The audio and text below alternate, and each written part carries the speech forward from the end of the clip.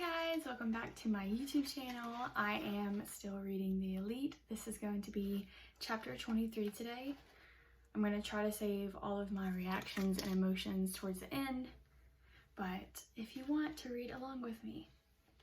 I curtsied to the queen as I walked into the dining room, but she didn't notice. I looked over to Elise, who was the only one already there, and she merely shrugged. I sat down as Natalie and Celeste entered and were equally ignored. And finally Chris arrived, sitting next to me but keeping her eyes on Queen Amberly. The queen seemed to be in her own world, staring at the floor or occasionally glancing at Maxon's as in the king's chairs as if something was wrong. The butlers began serving food and most of the girls started eating, but Chris kept watch on the head table. "Do you know what's going on?" I whispered. Chris sighed and turned to me. Elise called her family to get some insight into what was happening and to have her relatives meet Maxon and the king once they got to New Asia. But Elise's family says they never arrived. They never came? Chris nodded.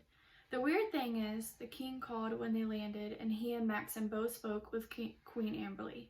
They're fine and they told her they were in New Asia, but Elise's family kept saying they never showed. I scrunched my forehead trying to understand. What does that all mean? I don't know, she confessed. They said they're there, so how could they not be? It doesn't make sense. Huh, I said, not sure of what else to add. Why would Elise's family not know they were there? What if maybe they weren't actually in New Asia? Where could they be? Chris leaned closer to me. There's something else I wanted to talk to you about, she whispered. Could we go for a walk in the gardens after breakfast? Of course, I answered, eager to hear what she knew. We both ate quickly. I wasn't sure what she'd found out, but if she wanted to talk outside, there was clearly a need for secrecy. The queen was so distracted she barely even nodded as we left. Stepping into the sunlit gardens felt wonderful. It's been a while since I've been out here, I said, closing my eyes and lifting my face to the sun. You usually come with Maxon, right? Mm-hmm. A second later, I wondered how she knew that. Was it common knowledge? I cleared my throat. So what did you want to talk about? She stopped under the shade of a tree and turned to face me. I think you and I should talk about Maxon. What about him? She fidgeted. Well, I had prepared myself to lose. I think we all had, except for maybe Celeste. It was obvious, America. He wanted you, and then everything with Marley happened and it changed. I wasn't quite sure what to say. So are you just telling me you're sorry for moving to the top or something? No, she said emphatically. I can see he still cares about you. I'm not blind. I'm only saying I think you and I might be neck and neck at this point. I like you. I think you're a really great person, and I don't want for things to get ugly, however it turns out.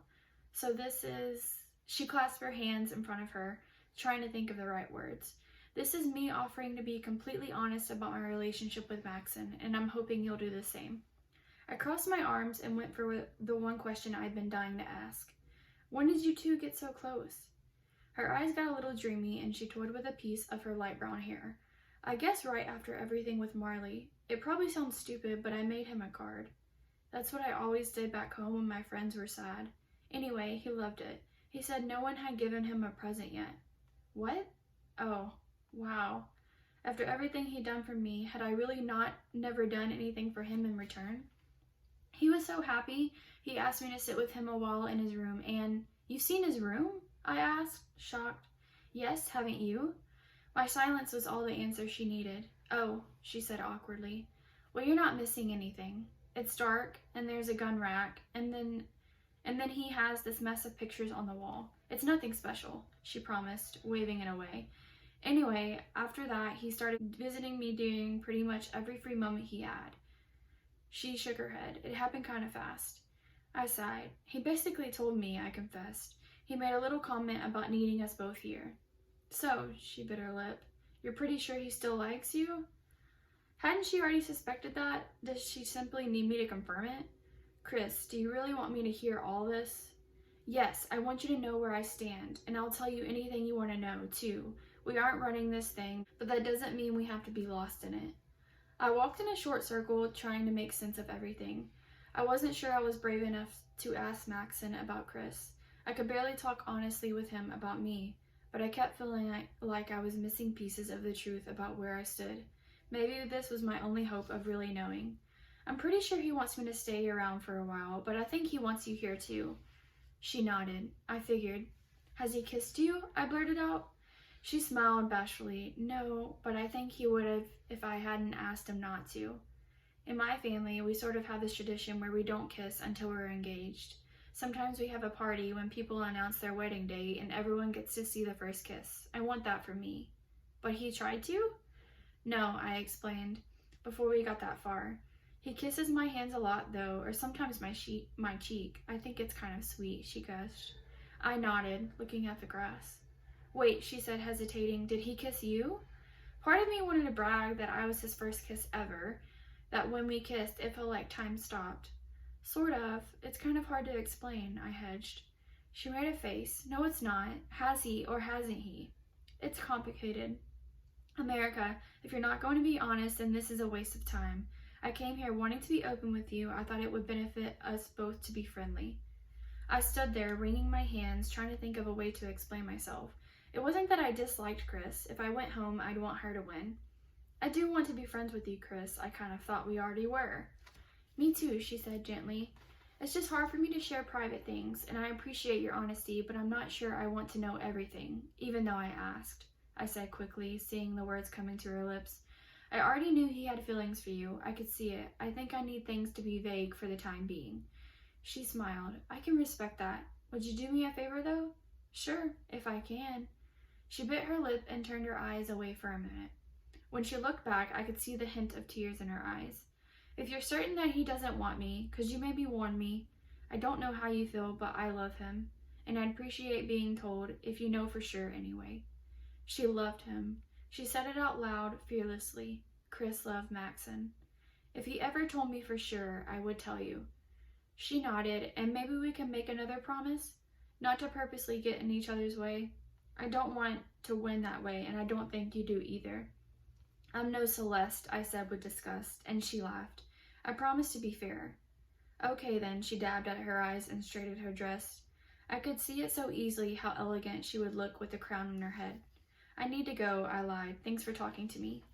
Thanks for coming. I'm sorry if I was too intrusive. It's fine, I stepped away. I'll see you later. Okay. I turned as quickly as I could without being rude and made my way to the palace. Once inside, I quickened my pace and bolted up the stairs, aching to hide. I made my way to the second floor and headed toward my room.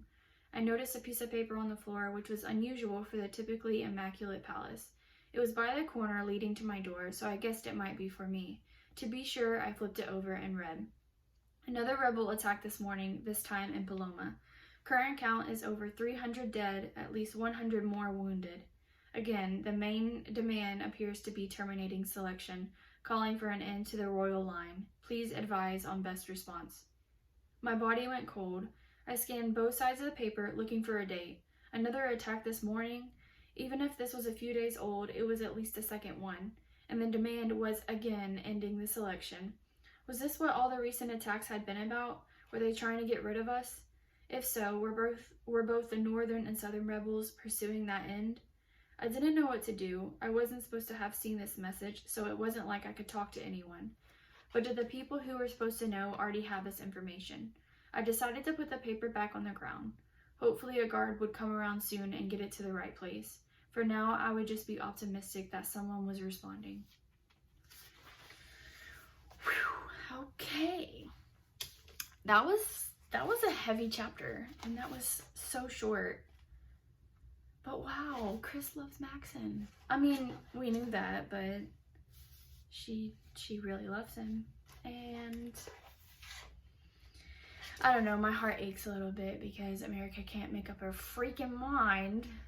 And just, I don't know, Chris seems sweet.